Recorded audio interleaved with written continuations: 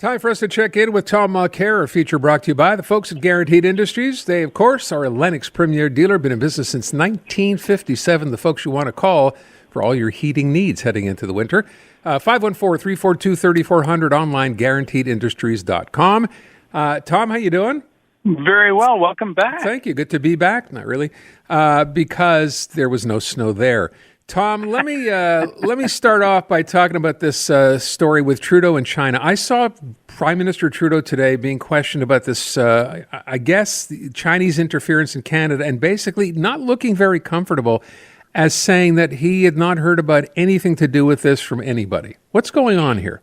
Well, it was more parsed than that, and that's what I was hanging on to as somebody who likes to observe that sort of detailed political communication, Aaron, because he said specifically, well, I was not given a briefing on this by our security services, which doesn't mean that somebody in his office didn't know about it, which, he wasn't able to, it didn't sound like he was being categorical, that there was nobody around him or him who knew anything about this. I think that when an outfit like Global goes public with something like this, they've usually got something to back it up. And for Mr. Trudeau to simply say, well, I didn't specifically know about this from that group, you can see how careful he's being. He's trying to give himself a little bit of wiggle room. His second part of what he said was, our elections are fine. But it didn't really answer the first question. He tried to make a looping reference to the United States and accusations of Russian influence. But the Russians did interfere in the 2016 election. That's well proven. The same way there is sufficient indication, as far as I'm concerned, that China interfered in our election.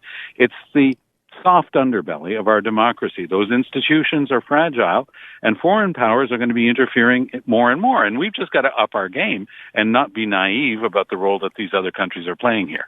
I also got the sense, Tom, and again, I'm not completely caught up on all this news, but I saw that video of Chinese President Xi kind of looking at Prime Minister Trudeau after, I don't know what he said to him, like, you know what, thanks for saying what you said and mind your own business. Yeah, what and that was about? interesting, too, because the day before, Trudeau had that set to and had told him, keep your nose out of our elections.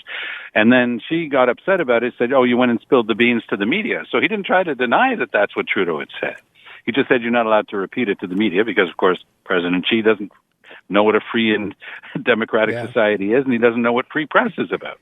So I think that it was pretty well confirmation from the best possible source, the other person in the conversation, that what Trudeau and his team had been spinning was true.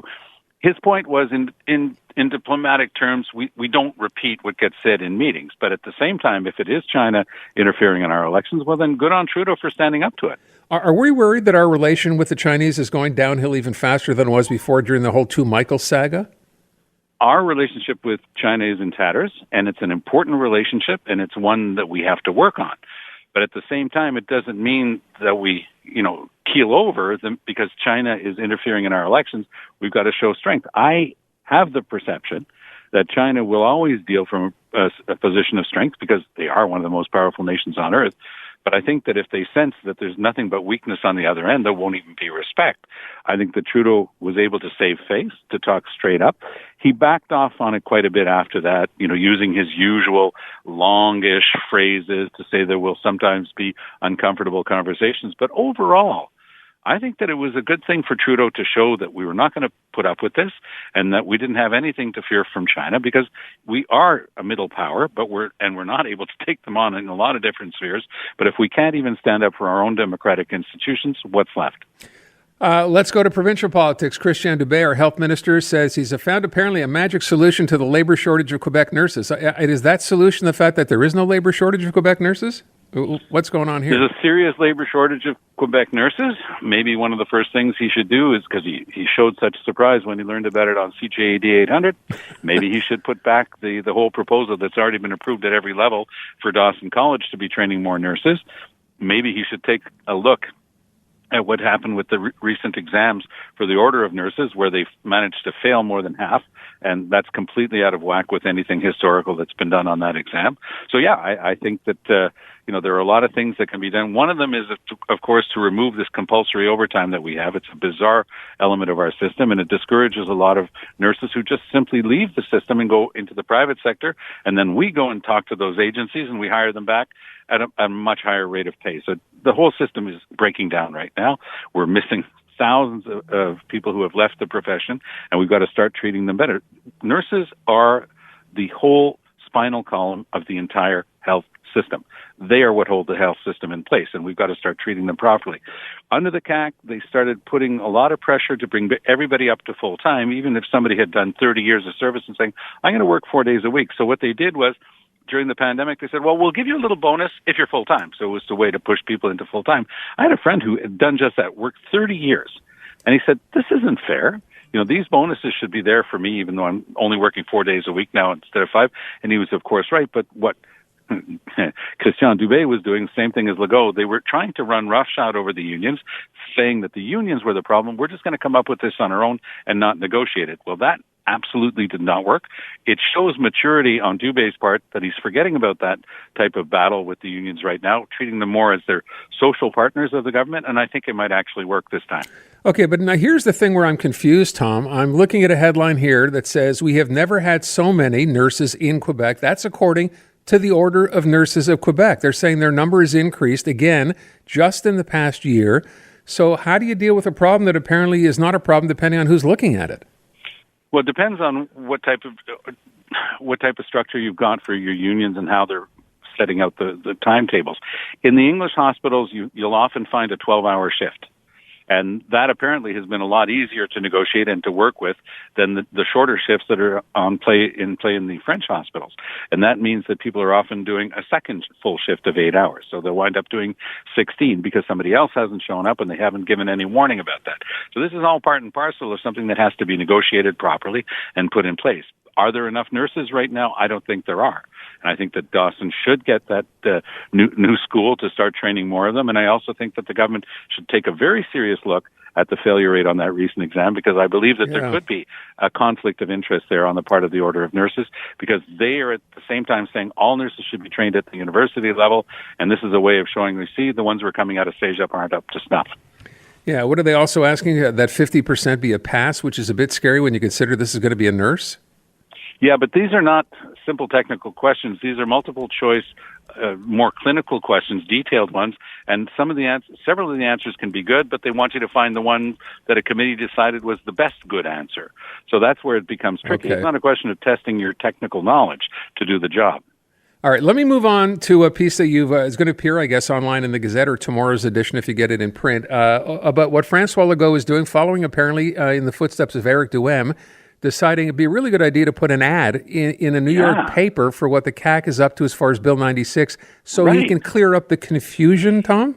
Well, exactly, because he says that there are misinterpretations out there about Bill 96's intentions. And that article that is already online at the Gazette and will be in tomorrow's paper version, I just go through a lot of the things that are actually in Bill 96 so people can know. The idea, wasn't there somebody who put out T-shirts at one point that talked about historic Anglos? That might have been you. So that law now refers to those who are qualified Anglos, the ones who have the right to send their kids to English school in Quebec. So you might be able to file your tax returns in English, but somebody who's up from Boston, say, who's been here for 9 months, is supposed to have enough French all of a sudden to do all of their paperwork with the Quebec government in French and in French only, removing the right to use something that's already there. And this is supposed to be Mr. Legault trying to get more American investment here. I think that we should explain the search and seizure provisions that are in Bill 96. Where a language bureaucrat could just come into your company and doesn't even need a warrant and can take your computer equipment and other things to make sure that you're obeying the French strictures of Bill 96. So I think that if Mr. Legault is going to have an ad, we should actually make sure that the people in those newspapers are aware of what's actually in Bill 96, because Legault tends to skip a few essential things every time he talks about it. All right. Well, let me ask this then. This is obviously brought on by something. We know this government is very, very big on polling. Why would he consider doing this? What's he hearing, or what are ministers telling him with respect to Americans specifically not wanting to bring business to Quebec? Well, all you have to do is look at the American papers, whether it's the Washington Post or the New York Times or other key papers that have just simply been relaying what's in Bill 96. And there have been some op-eds. I know that there's one guy who always makes them go nuts whenever he writes a paper. a fellow named McCullough. Yeah. But, I mean, sometimes his stuff, he can get some of the facts wrong, and that's, I guess, where Legault's trying to hang his hat, because sometimes they were repeating stuff that they had read in other papers. But there's more than enough stuff. There are more than enough things that are aberrant in Bill 96, removing the right to use English and French equally before the courts, which is something that Justin Trudeau should have stood up against, by the way, and he hasn't done so. But to remove that, which is a constitutional right, is unbelievable. But businesses should know that this will make their lives incredibly difficult with regard to documents and access to the courts in English, which is supposed to be something guaranteed. So Mr. Legault thinks he can change the BNA Act and change the equality of English and French before the courts, and he wants to talk to American businesses about what's in 96. That's in 96. I think that they should know about that as well. Yeah, and as you write in your piece, you write, if a conservative Manitoba government had done the same thing to French equality rights there, it would have been challenged by Ottawa in a nanosecond, which, of course, it has not been when it comes to Quebec. Bill C-13, apparently, will just basically rubber stamp what Quebec wants to do. C-13 is a real disaster that everybody in the English-speaking community of Quebec should be paying close attention to. It is not something that is going to help the English-speaking community in any way, shape, or form, because, for example, it'll give comfort to Legault's position that he can get rid of the ability of the community to control and manage its own school boards. That's the type of thing that could come out of Bill C-13, because it is recognizing a very different situation with regard to the English-speaking minority in Quebec and the French-speaking minority outside of Quebec. Now, there are obvious differences. There is only one minority language. That's a demographic fact, but the rights should be the same. So this would mean, I don't want to belabor the point, but just so I understand, as it stands right now, if Bill C-13 passes as is, you would, as a Francophone in Quebec, be guaranteed your rights to be able to work, whatever that business was, in that environment in French, but it does not guarantee your right to be able to do the same in English, does it? Exactly. And there will be very different rights for Francophones outside Quebec under the Official Languages Act and under the attendant legislation, especially with regard to federally regulated businesses. That's media, by the way. Just want to point that out. Federally that's regulated. Media, that's airlines, that's ports. Yeah. Anything that's interprovincial, the federal government has authority over that, and it's going to be a dog's breakfast trying to see your way through it, and it's not being thought through. And right now, the English-speaking community of Quebec should be paying attention to it. There will be a petition out there with many, many, many names on it, asking the federal government to start paying more attention to what's actually in C-13. Tom Mulcair, back tomorrow morning at 7:40 with Andrew Carter. Tom, thanks so much. Appreciate it. Great to talk to you. You Welcome too. back. All right.